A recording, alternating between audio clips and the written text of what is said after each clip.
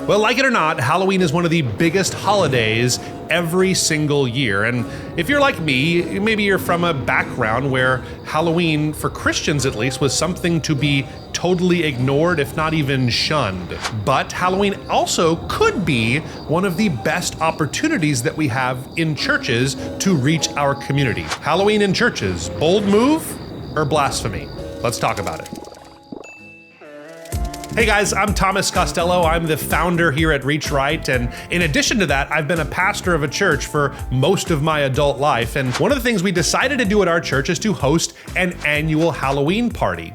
And at first, we got a lot of pushback about this, and I knew this was going to come. I grew up in the church in the 80s and 90s, and I remember countless messages that I heard about the dangers of Halloween. Listen, I've heard it all. I know the origins of bonfires, and I know that it comes from Druid holidays, and they tried to combine the idea of All Hallows Eve with a Druid festival where there was all kinds of stories we heard back then of everything from children's sacrifice to pagan worship. I get all that. And I also get that today there are still some occult associations with Halloween. But the truth is that for the vast majority of people in our communities, Halloween is not about an ancient Druid festival or celebrating occult practices.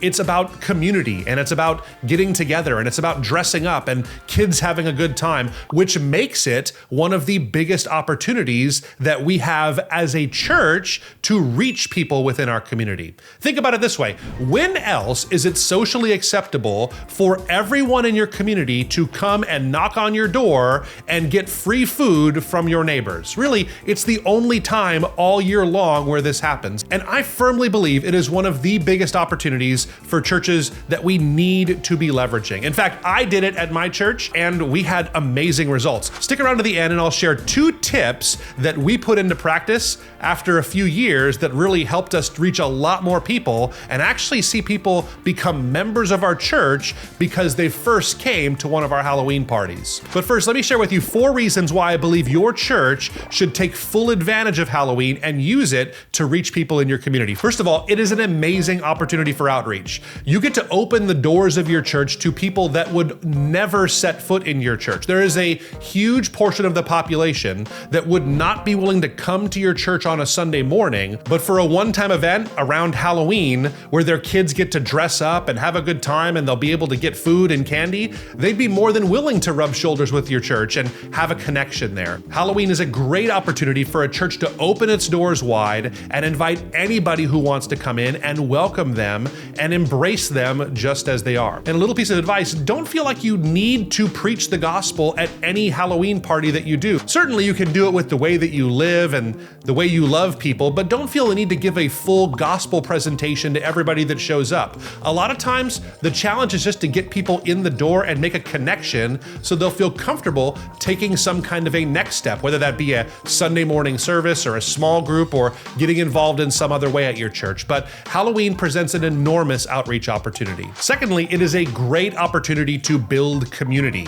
Your church has the potential to be the place that people think of when they think of Halloween events in their community. If you throw a good Halloween party, they will always remember, oh, that's the church where I went there that one time and saw all those great costumes, or they had that amazing trunk or treat set up where kids could go in and get free candy, or, oh, I remember how much fun my son had at that experience at that church. And it helps the people of your church, who hopefully will be at your party, also rub shoulders with people in your community.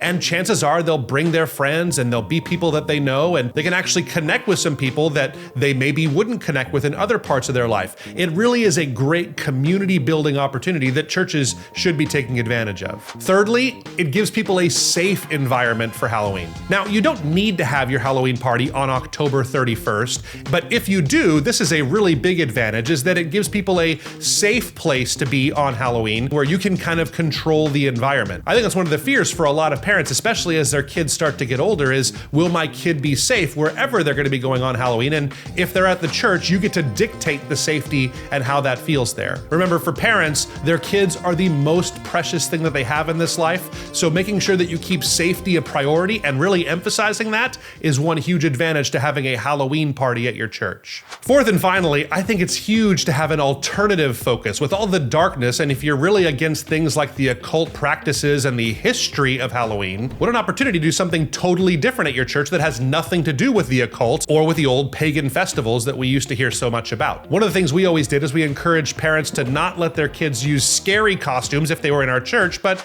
you have to realize that when people are coming from outside of your church in the community that, well, that's gonna happen. There may be some kids that show up with scary or even bloody types of costumes, and sometimes it's just a chance for you to love people and be okay with that. But it does give you a chance to give an alternative focus that takes people's mind off the scary parts of Halloween and focus it on the community side of the event. At our church, we actually kept these 4 things in mind when we started doing our Halloween parties, and they were an enormous success. We would literally see hundreds of people from our community show up that weren't yet a part of our church, and it was amazing to be able to engage with them as leaders of our church or members of our church and be able just to bless people in our community. Let me give you 2 things that we learned after doing Halloween parties for a few years. If possible, I would encourage you to have your Halloween party off-site from your church campus. Now, this was easy for me because we didn't own a building in the church I was pastoring, and we met in a community center. But meeting in a community center was actually a huge opportunity for events like this, because we didn't build the event as the Journey Church Halloween party. We built it as the community's Halloween party. We hosted the community center Halloween party, and because the community center had such goodwill in our community, people were very willing to show up and bring their kids and dress up and have a good time. Look for a community center or look for a school that people in your community already love and care about, and consider hosting your Halloween party there and giving people an opportunity to connect to your church on maybe what's more of a neutral ground. And secondly, and this one might rub some people the wrong way, call it a Halloween party. I know we've been tempted and maybe even hardwired to call it things like a fall party or a harvest party or harvest festival, whatever you might call it in your area. I think if your main concern is to reach people in your community, then you probably want to use the term Halloween so they know exactly what it is. Let's face it, I don't know what to expect at a fall festival. I don't think most families are likely to go to something called just a fall festival. But when I hear a community Halloween festival or a community Halloween costume contest or these kinds of terms, it's very familiar to people and they know what to expect and they're much more likely to show up. So if you can get over it, go ahead and call it a Halloween party. But I want to know what you think. Does your church celebrate Halloween? Do you throw a Halloween party? Do you use the term Halloween? Let me know what you think down in the comments. I'm sure there's going to be lots of people that disagree with me on this. Let us know what you think, and I'll catch you next time.